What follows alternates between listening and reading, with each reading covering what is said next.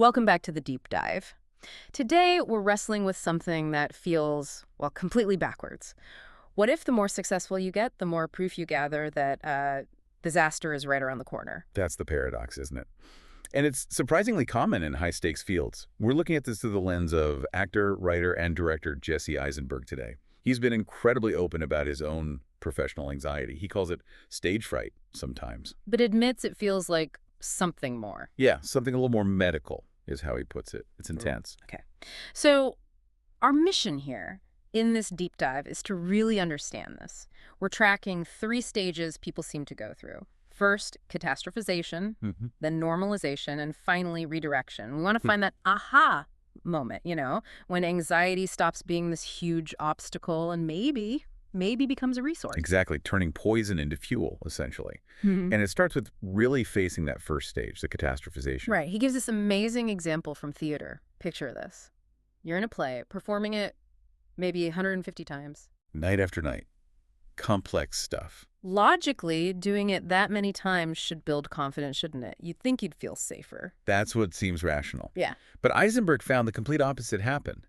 He said as the run went on, especially after they hit the 100 show mark, his anxiety didn't just stay, it got worse. It ramped up.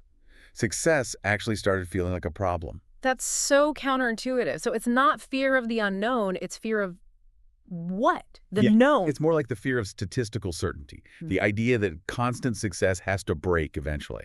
I used this gambling analogy that really stuck with me. Oh, yeah. He said, it felt like being at a roulette table.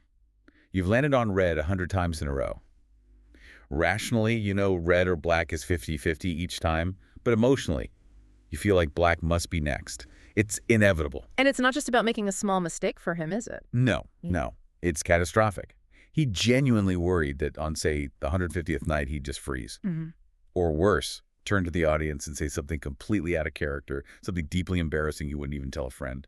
Wow, so it's this leap from, I might mess up a line, to, I might ruin everything. Precisely. And what's really interesting is how aware he is of the clash between his head and his gut. He knows it's illogical. Totally. He says, look, 149 successful shows, that's foolproof evidence.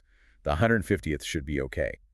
He sees that his worry is not healthy or totally rational. But the feeling is just stronger. So much stronger. And that's something I think resonates with a lot of people, right? Yeah. Doesn't matter if you're an actor or, I don't know, a surgeon with a great track record or a CEO after a winning streak.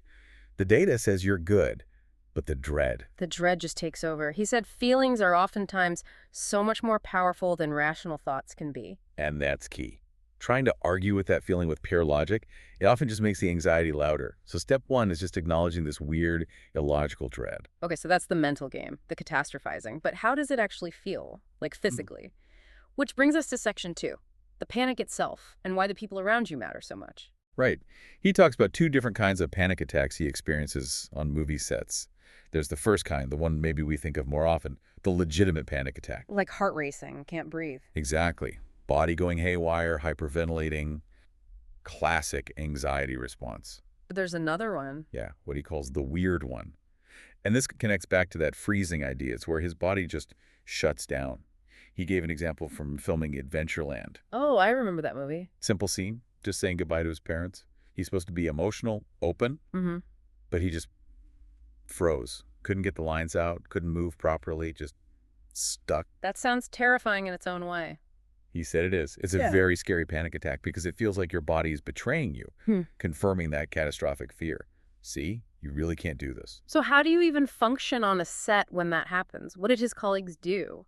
This is where it gets interesting. He said his coworkers were generally uniformly amazing, but sometimes their reaction was, well, they'd laugh. Laugh at his panic attack. That sounds awful. I know, it sounds bad on the surface, but he explains it wasn't mockery. It was more like normalization. By laughing gently, they were signaling, oh, this isn't some terrible, unique flaw you need to hide or fret over. It was more like, oh, that's just Jesse being Jesse. It's okay. I see. So it takes the shame out of it. It's accepted. Exactly. It reframes it from a personal failing to just a thing that happens. He also mentioned a co-star, Michael Zegan, before every single show. Yeah. Eisenberg would anxiously ask him, do you think it's going to go well tonight? Every night. And Zegan would just patiently, kindly say, yeah, It's going to be fine. I told you that yesterday. That constant, gentle reassurance. It highlights something important.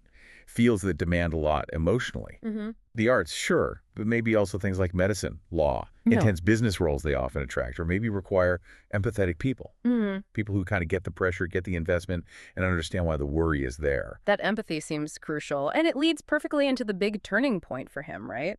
The moment of normalization. This happened on Adventureland, too.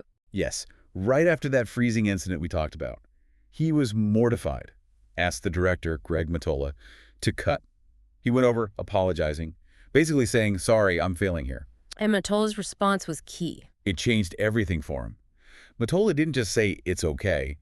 He said something much more powerful. He said, basically, not only do I get what you're feeling right now, but honestly, I'd be surprised if you didn't feel this way all the time. Wow. That's huge. It just flips the script entirely. Completely. It takes the anxiety from being something is wrong with me to something is incredibly demanding about this job. Mottola basically validated the inherent difficulty. How did he put it? Something about the absurdity of acting. Yeah, he laid it out. You have to be incredibly vulnerable, deeply emotional, tap into something real, and at the exact same time, you're worrying if your hair looks okay or if the lighting is flattering, like worrying if your hair looks, like, not dumb. Oh, right. The profound and the superficial all at once. It's a ridiculous conflict. Mottola essentially said, how could anyone not feel immense pressure doing this? And hearing that from the director, it just allowed Eisenberg to let go of the need for perfection in every moment. So it was permission to accept the difficulty, not fight it. Exactly. He described it as cathartic, like, oh, right, this job is hard, it has these difficult parts, they're probably always going to be there, so maybe I should just accept them, try to embrace them even. And that realization isn't just for actors, is it? Not at all. He connects it directly. Yeah. He mentions his cousin, a sports journalist. Totally different job, right about football. But apparently his cousin panics the day before a big deadline. It's that same core fear, that same pressure. It's very normal, very common, even if the context is different. Normalization is just realizing you're not alone in feeling the specific stress your job creates. Okay, so we've gone from the depths of catastrophization, feeling doomed, to normalization, realizing, okay, this is hard and it's normal to feel this way. Yeah. But there's one more step, isn't there?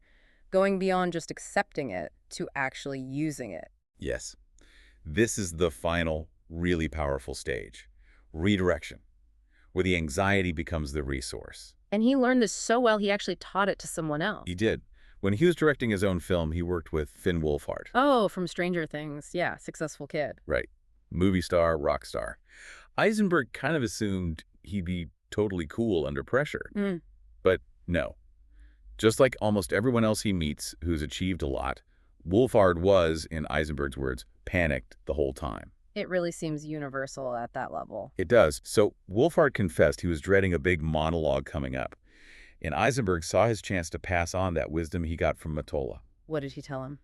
First, he validated the difficulty again. He laid it out, look, this is impossible. You have to be emotional, remember pages of dialogue, and worry about looking vain or whatever. Acknowledging the absurdity again. Right. But then came the key instruction. He told Wolfhard, essentially, don't try to squash that anxiety you're feeling right now. Let it come through in the character. Because, conveniently, in that scene, Wolfhard's character was supposed to be anxious. He was nervous about talking to a girl. Ah, so use the real feeling for the fictional one. Precisely. He basically said, that panic you feel, that's the character's panic. Use it. Don't fight it. Channel it.